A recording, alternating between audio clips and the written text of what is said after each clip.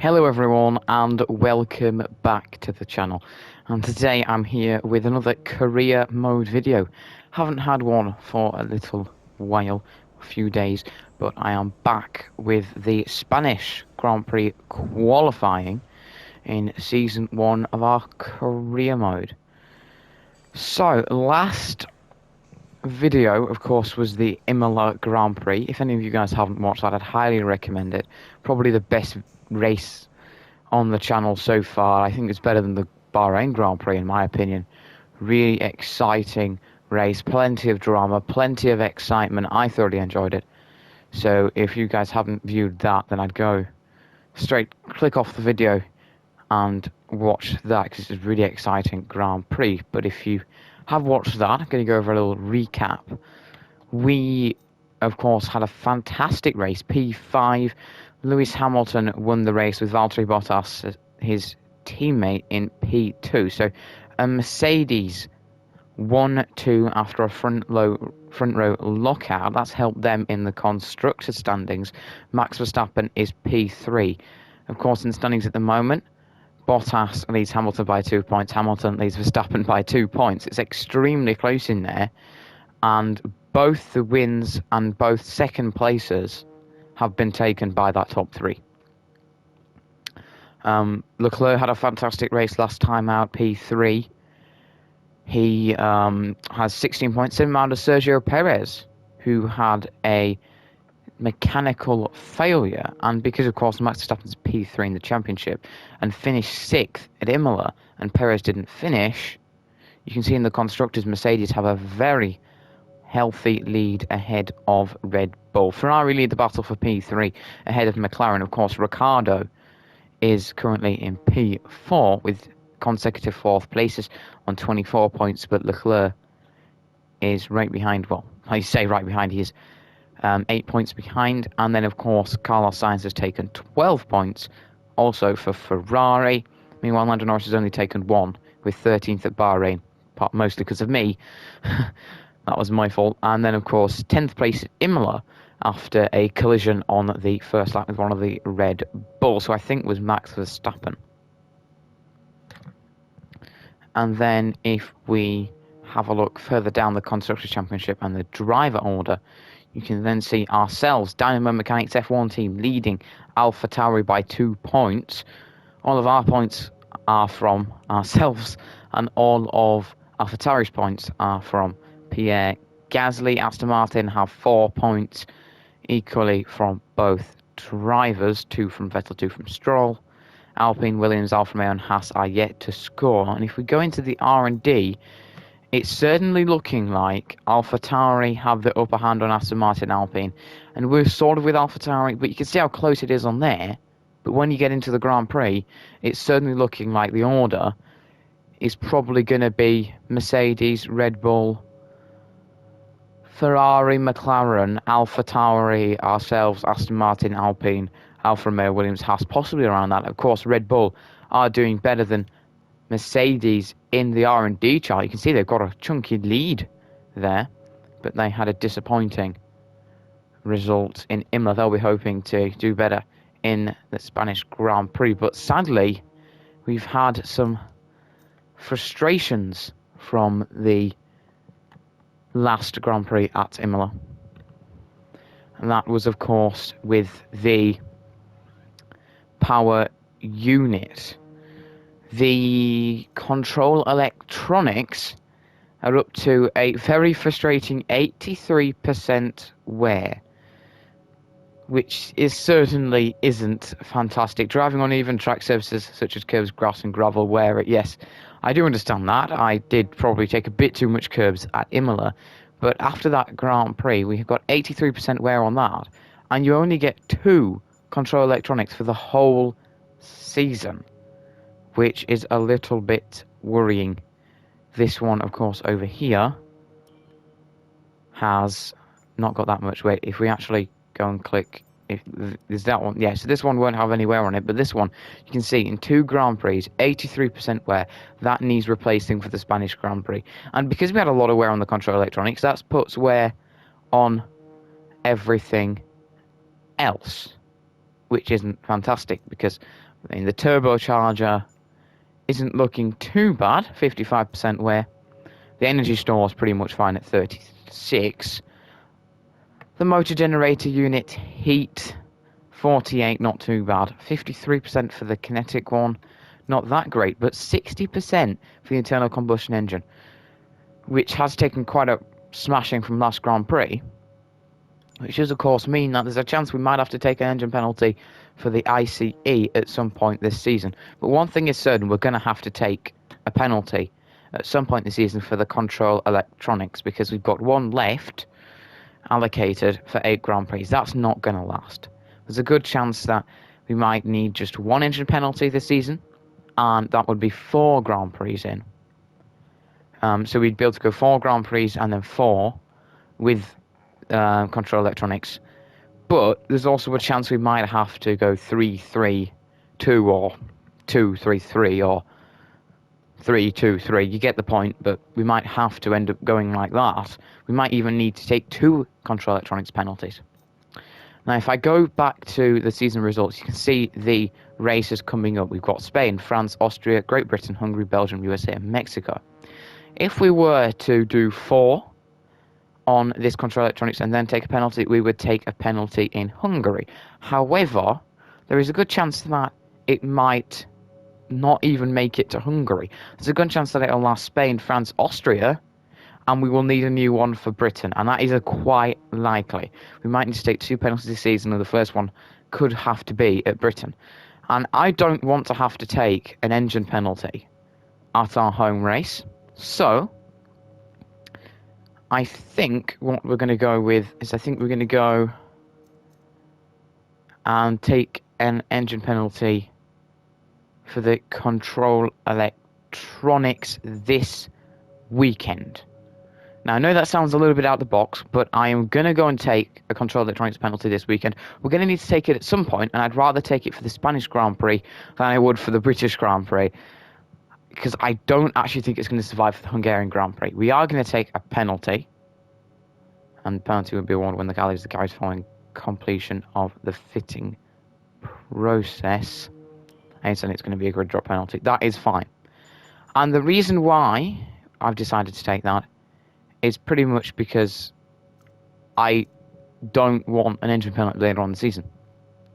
Now, because we're taking a control electronics penalty, it would be quite logical to consider stacking engine penalties. Now, I know that's quite controversial, but I quite like stacking engine penalties, mainly because I think that if we stack engine penalties now, just have a go in the race and see if we can recover a little bit further up the order. But then later on in the season, we're going to get some fantastic races higher up the order, potentially for the likes of Spa, when a lot of the cars are going to be taking engine penalties there. Our gearbox at the moment, you get 1 every 6 races. It results in a grid penalty. But of course, we've taken 24% wear, and we've done 1/3 of it. Times that by 3, 30, 72. We're going to be fine with the gearbox. But logically, what I'm saying is really, we might as well just stack engine penalties, because if we've taken this penalty, we're probably not going to stand much of a chance. So what I'm going to do is I'm going to do practice with all of these components, the ones that we've won, including the quite one internal combustion engine at 60%. We're going to do practice with all of them. Unless I have blistering pace somehow in practice, which I probably won't, because it's Spain, it's not my strongest track. If I do somehow have that pace in free practice, then I won't take engine penalties. If I don't have that pace in free practice, and I will tell you this at the start of qualifying, I'm going to stack engine penalties, and then in qualifying, we're just going to put in 2 laps on the soft, just as a bit of practice. So that's what I'm going to do in terms of the engine penalties. It's quite frustrating that we're having to take a new component, after the second Grand Prix. But enough of all of that. Let's move on to a bit of a happier note, because in terms of the R&D in process, we have actually got some more upgrades in. We've got a new chassis upgrade in upgrade in at the moment. We've got a new powertrain upgrade in. Sadly, though, we did have a failed chassis upgrade, the engine cover distribution. That cost 500. We need a little bit more R&D to be able to sort that out. But we're not looking too bad at the moment in the R&D section. Is there any of these that we can get resource points from? There is the chassis equipment upgrade. That'll get us 30. So we're going to do that. So we can try and get that chassis upgrade sorted before the next Grand Prix. Marketing, that sounds good. Raise the team up a bit. That sounds very good. Sponsored advertisements. Yeah, we'll let him attend an esports event. I don't generally like those focuses because you're basically losing in total 7.5% and gaining 5. So it's actually pretty bad when you think about it overall. So we'll go with reaction training before the next Grand Prix to help him. Yeah. We are not looking too bad in the R&D, Andrea. We are certainly not. But we are sort of with Alpine and Aston Martin Altair a little bit further ahead. So I think we're just going to go forward a little bit. I know we were expecting some new developments to come through, but some of them have failed quality control. We'll need to tell the team what to redevelop via the R&D screen. Yes, we know about that, mate. A chassis department. Well, the engine cover has failed. And they're saying you can have it for 843 R&D points, or we can... Right, so basically the engine cover's failed, and now you're saying that we can have a 25% reduction on it. Minus 20% chassis morale, which increases a good chance it'd fail anyway, but it's already failed, and we only need a few R&D points to be able to sort it out and get it in for the next Grand Prix. So that just seems kind of unusual and illogical. We're just going to decline that one. To pass on their thanks for helping out. We don't want to kill the chassis department of fatigue.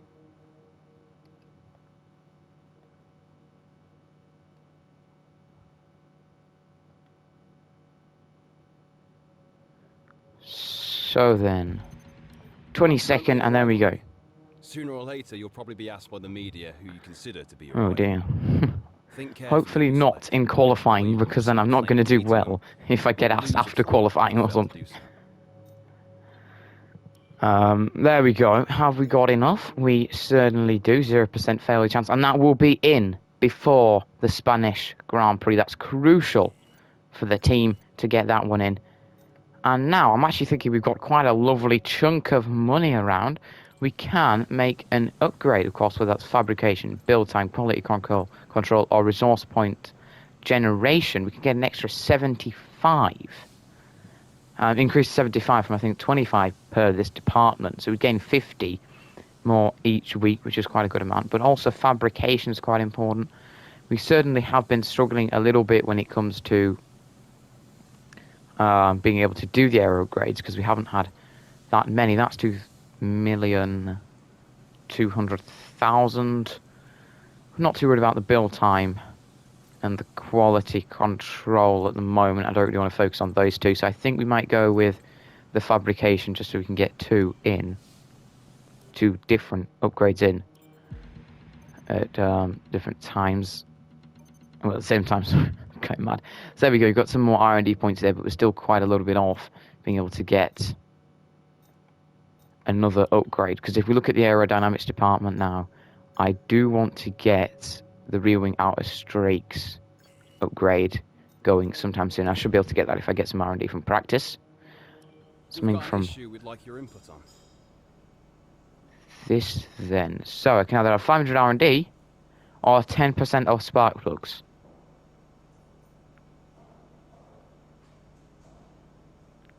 Poorly allocated funds that could be used somewhere else to increase productivity. Or we can relocate these funds in that for R&D.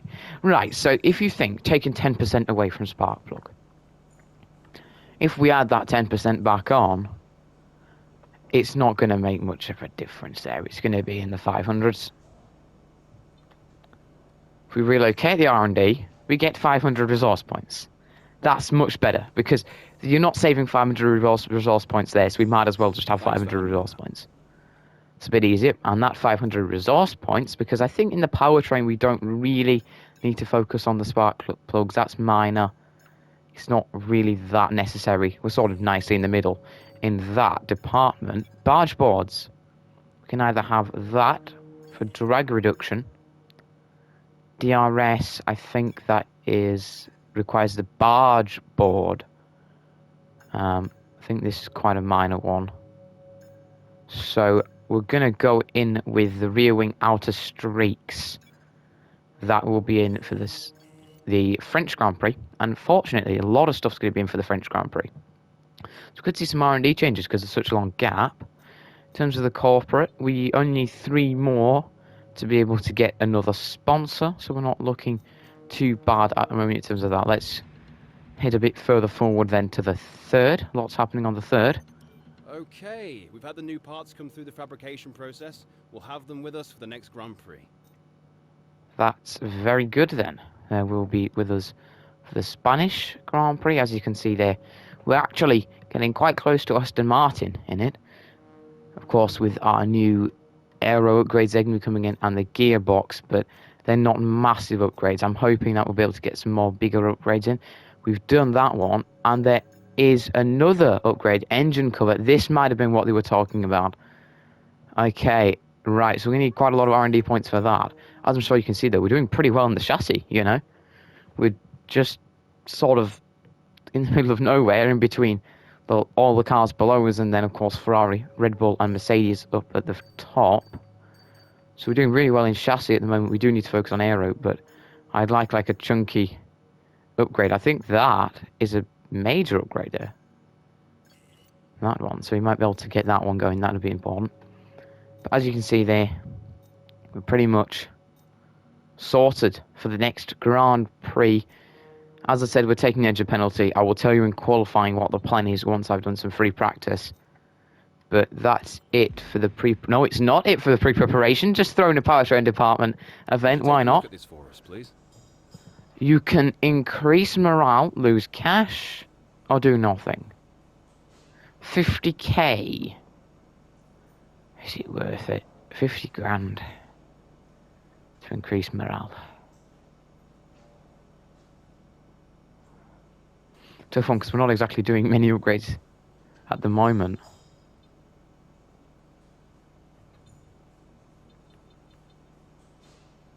Because powertrain's not really what we're focusing on. I'm hoping Ferrari are going to give us some upgrades throughout the season.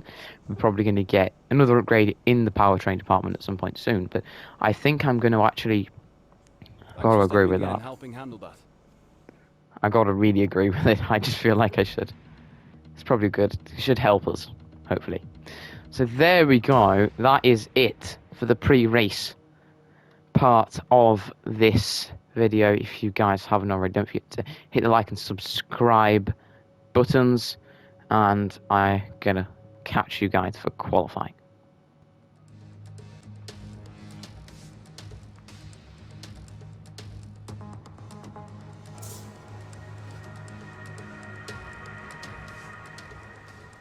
Here we are then, qualifying, and I have some news for you. I did practice, and as I expected, we certainly didn't have the sort of pace that we've had at Imola and of course at Bahrain, and it's going to rain for most of the race. So we're probably actually, it says sunshine and rain, but we're probably just going to have wet for the whole race because I think it's brightening up at the end. So it'll just be wet for the whole race. So qualifying Q2, what times you get through, won't really matter.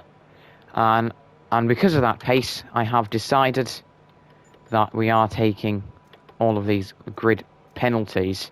They're still pending. That will go away. I, of course, started using this brand new, lovely control electronics. We managed to get a decent amount of R&D from free practice. We managed to take 900 in total. The most we've got so far. 600 from me, 300 from my teammate. And because of that, I've managed to get another chassis upgrade.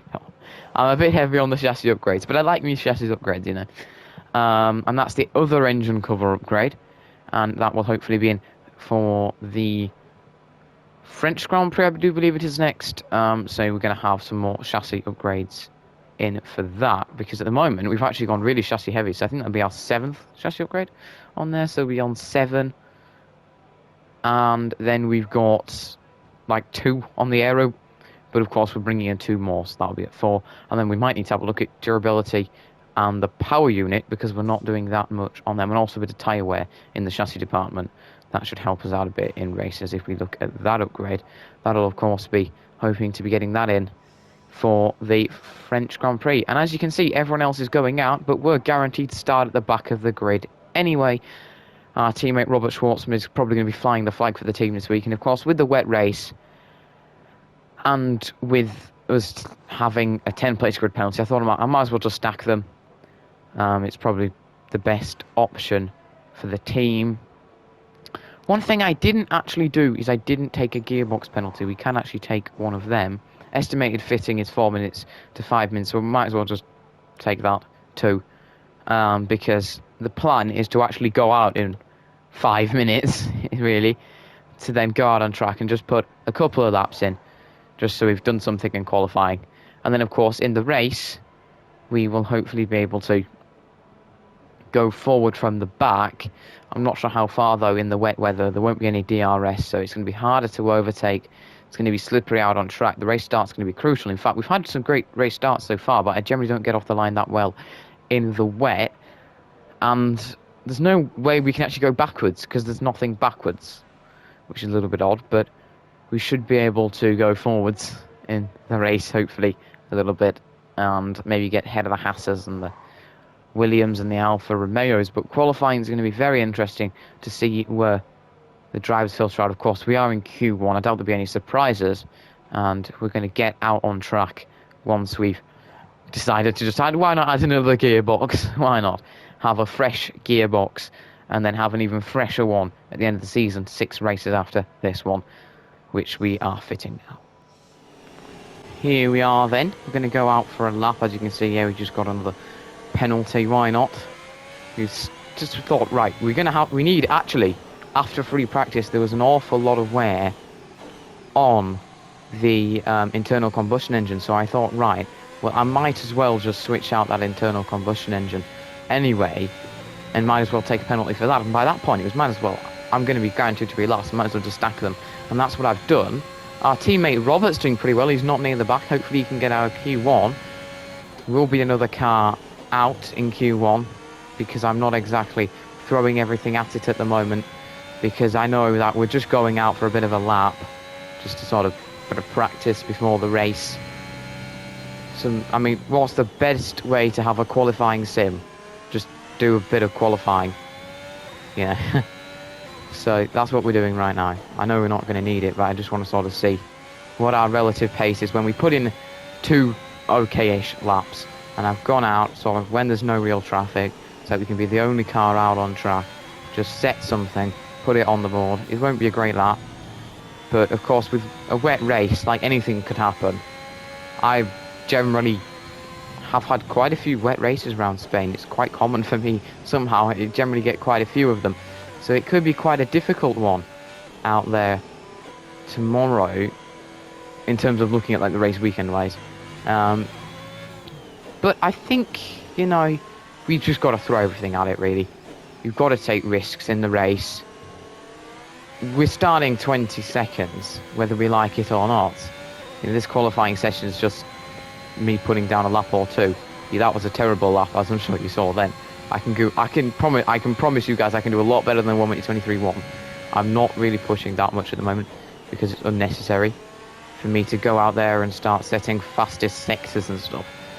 Because, well, I'm not going to set fastest sectors, but I don't need to put something into competitive. I'm no pressure at the moment. But yeah, we really need to just throw everything at it in the race, I think, because, you know, it's in the wet.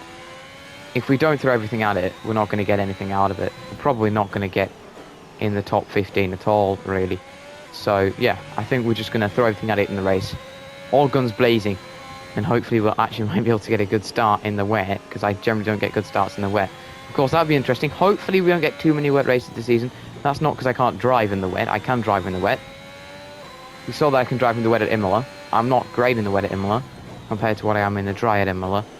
So yeah, but basically what I'm saying is that I don't want too many wet races. It's unrealistic. Wet races are quite rare compared to dry races.